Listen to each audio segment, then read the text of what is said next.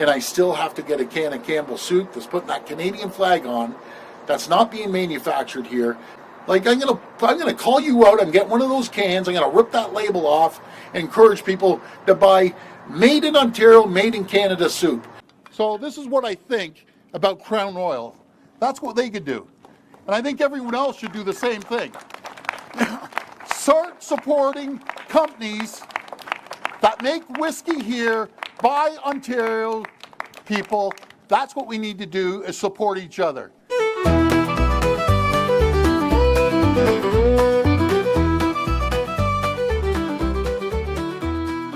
Howdy, eh?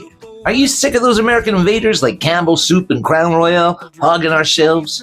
Well, hold on to your hats, because Premier Doug Ford's got the most Canadian solution since cheese curds on poutine. Introducing Four Nations Whiskey Soup. That's right, folks. Why choose between a hearty bowl of soup and a stiff drink when you can have both? Whiskey Soup combines the soul-warming comfort of soup with the throat-burning kick of Canada's finest whiskey. It's like a Tim Hortons drive-thru and a hockey brawl in your mouth all at once. Whether you're ice fishing, snowmobiling, or just yelling sorry at strangers, Whiskey Soup's got your back. It's a meal. It's a drink. It's probably not safe to drive after. And at 40% alcohol, it'll keep you warm through the coldest Canadian winter, or at least make you forget that you're freezing. Folks, Doug Ford banned that American junk because Ontario deserves better. Whiskey Soup is jobs, it's pride, it's Canada! And if you don't like it, well, try it with a side of back bacon, eh? Warning, may cause patriotism, heartburn, or spontaneous renditions of Sweet Caroline. Not recommended for children, pets, or taste buds. Whiskey soup, oh what a scoop, a spoonful of the north. Maple dreams and smoky streams, it's comfort's true rebirth. Sense Loonie, that's my tune, bringing truth to the red and white moon. Personally, I am a man.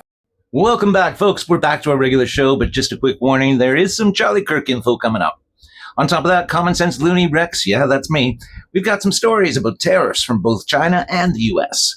We've got a shocking story from an Edmonton daycare and a strong warning about a bill Carney is trying to push. Let's start off with Trump, China, and Canada. All right, so let's get you some breaking news that's coming in, where the American President Donald Trump, in a post on Truth Social, has said that he has now written a letter to the NATO nations urging them to stop buying Russian oil in an effort to end the war in Ukraine. The President Trump said, and I quote him here, "I am ready to do major sanctions on Russia when all NATO nations have agreed and have started to do the same thing, and when all NATO nations stop buying oil from Russia." Now, Trump has also called on the NATO nations to place 50 to 100% tariffs on China to help end the Ukraine war. Now, Trump wrote in his post that these tariffs would be withdrawn once the war ends.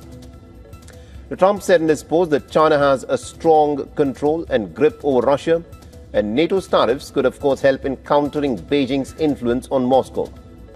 Canada is already in a trade war with China. Beijing has just slapped duties of more than 75% on our canola, a direct hit on Canadian farmers. And while they punish us, China is still doing business with Russia, buying its oil and helping bankroll Putin's war. Meanwhile, the United States under President Trump is pushing new tariffs on China, saying it's time to stop playing nice. And here's the question. Why wouldn't Canada join them? Think about it. We keep sending billions to Ukraine in aid, but tariffs on China? That actually costs us nothing. In fact, it could be a cheaper, smarter way to pressure Russia. By cutting off the cash flow Beijing sends Putin's way, without Ottawa writing another massive check. Plus, standing with the U.S. on this fight doesn't just hit China, it strengthens our trade relationship with our biggest ally and gives us more leverage at the table. Playing nice with China has only gotten us retaliation and lost markets. If we stay quiet while they hammer our farmers and bankroll Russia, we look weak. And weakness is expensive. Joining the U.S. in this tariff fight could save Canadian taxpayers money, stand up for our values, and finally give us a fairer shake in global trade. So the choice is simple. Keep paying out billions and getting pushed around, or stay strong with our allies and hit China where it hurts. What do you think? What's the best strategy? All right, let's talk about this nightmare unfolding at Willowbrae Academy in Edmonton. A story that's got me shaking my head in disbelief. A former employee at an Edmonton daycare is facing charges for sex offenses involving a 4-year-old girl. The alleged assault was reported in mid-June, but many parents are upset they weren't told about it before now and are having to find out through other parents. CTV's Amanda Anderson reports. She said, "Mom, I have a silly story to tell you about daycare." There was nothing funny about the story. Instead, it was this Edmonton mother's worst nightmare. I was in absolute disbelief of what I was hearing. We're not identifying the mother to protect the child. She disclosed essentially what we now know was a sexual assault that occurred. She says the alleged assaults happened in the toy shed at Willowbrae Academy Mill Creek Daycare, the only place at the daycare without cameras. She immediately notified the daycare in mid-June. To be honest, they were in disbelief as well. She says the employee was put on leave and the daycare reported it to licensing and police. Because the case is before the courts, Edmonton police won't provide any information. Court records show 32-year-old Dilpreet Chawla is facing 3 sexual-related charges involving the girl. A warrant is issued for his arrest. I think the daycare did the best they could in the beginning in the situation that they were dealt. That's where many parents say the daycare dropped the ball. They're upset. They're only now finding out what happened and not from proper authorities. There are parents who are still finding out about it now who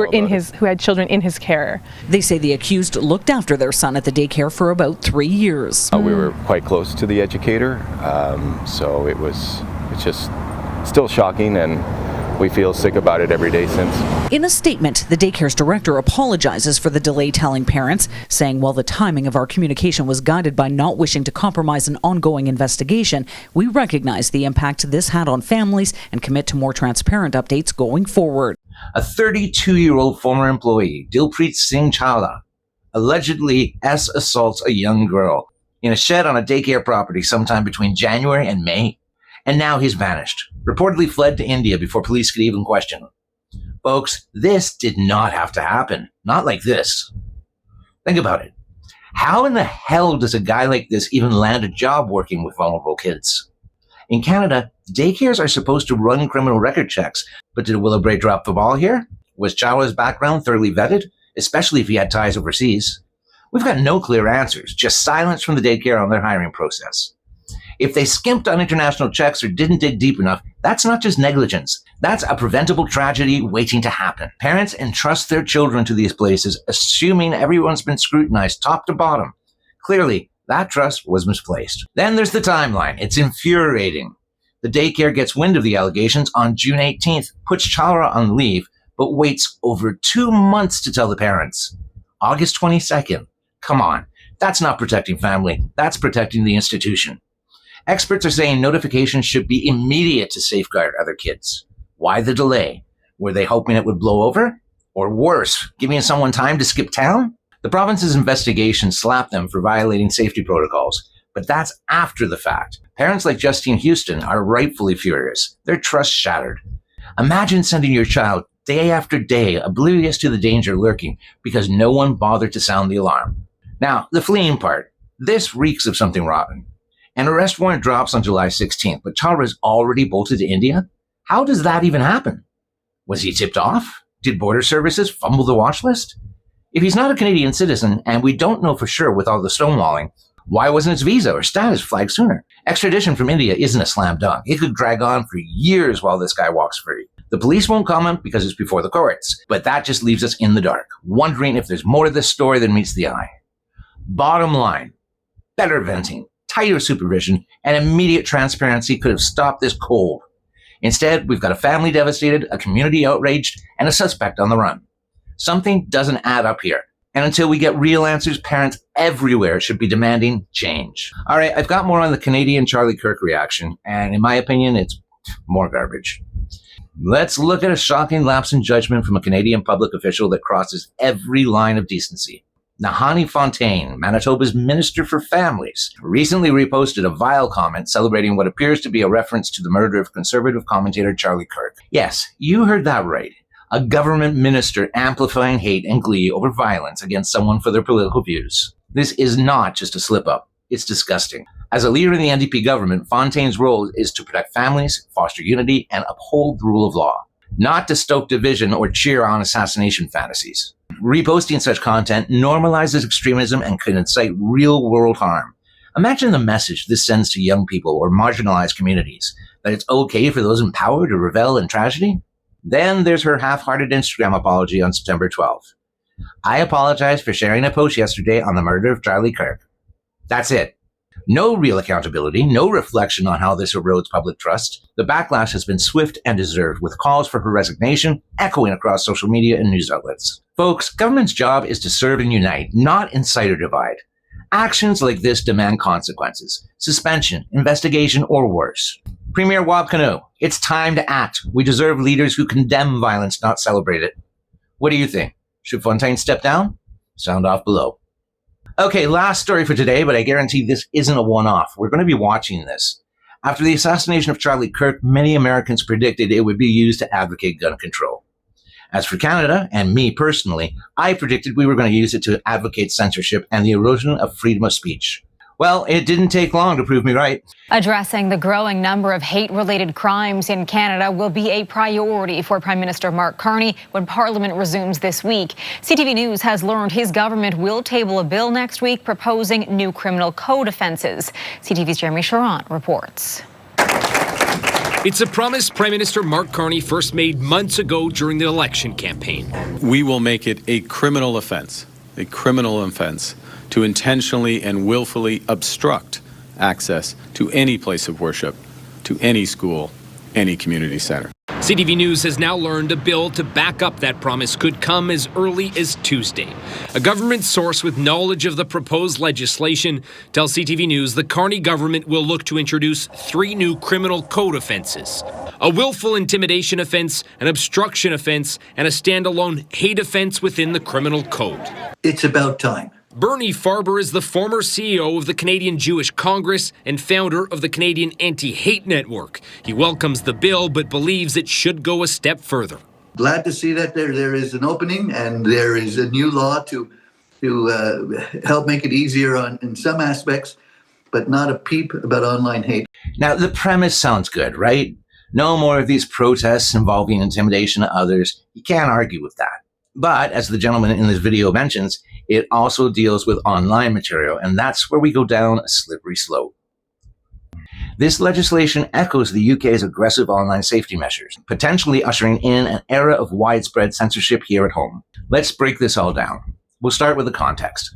Charlie Kirk, founder of Turning Point USA, was gunned down during a public event, sparking outrage and accusations of escalating political tensions fueled by online discourse. Mere days later, on September 14th, sources confirm Carney administration is tabling a new bill to introduce hate-related criminal code offenses.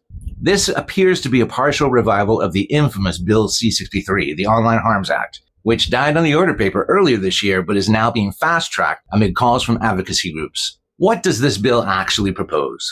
Well, if you just go by legacy media, it's just safeguarding worship groups and their freedom to worship. That's fine. But there's a lot more to it, and we should all know about it. It establishes a digital safety commission to oversee social media platforms, forcing them to remove harmful content like hate speech, incitement to violence, or extremism within 24 hours of complaints. It amends the criminal code to hike penalties for hate propaganda up to life imprisonment for advocating genocide, and creates a new standalone hate crime offense with similarly severe punishments. The Canadian Human Rights Act gets a reboot too, reinstating bans on online speech that foments detestation or vilification based on race, religion, gender, or other protected grounds, with fines of up to $50,000 and compensation payouts.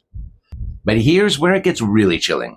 Opponents, including civil liberty groups and free speech advocates, warn this is not just about safety. It's a blueprint for censorship. Broad definitions of hate could ensnare legitimate debate, satire, or criticism of government policies, much like in the UK, where people are arrested for social media posts that they deem offensive. Platforms, fearing massive fines, might over-censor to play it safe, silencing conservative voices, independent journalists, and everyday Canadians who dare to question the status quo. For independent media, this is existential. Outlets not aligned with the state narratives, think podcasts, blogs, or X threads, could face takedowns or legal harassment through anonymous complaints to a kangaroo court commission with little due process. We've already seen echoes of Bill C-11 and Bill C-18, which regulate online content and subsidize legacy media blocking news on platforms like Facebook. This bill ramps it up, potentially criminalizing retweets or shares, eroding the Charter's protections under Section 2B. Ironically enough, our last story about Nahanni Fontaine's retweet about Charlie Kirk, wouldn't she be charged under this bill? It's the death of free speech in Canada, potentially paving the way for partisan control over narratives. All right, everyone, that's it for today. Tomorrow, we're going to get on top of those speed cams that are annoying and costly to drivers. Not to mention, it's a scam.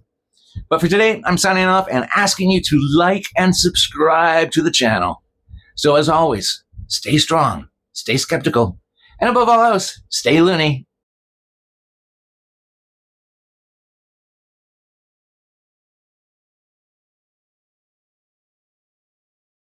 I'm here to cut through the haze, no disguise. Gonna open your eyes to politicians' lies. Canada's great, but led by wackos, it's true. Time for no nonsense, me and you. I'm the common sense loony, hear my call. Ditch bingo night games, we'll fix it all.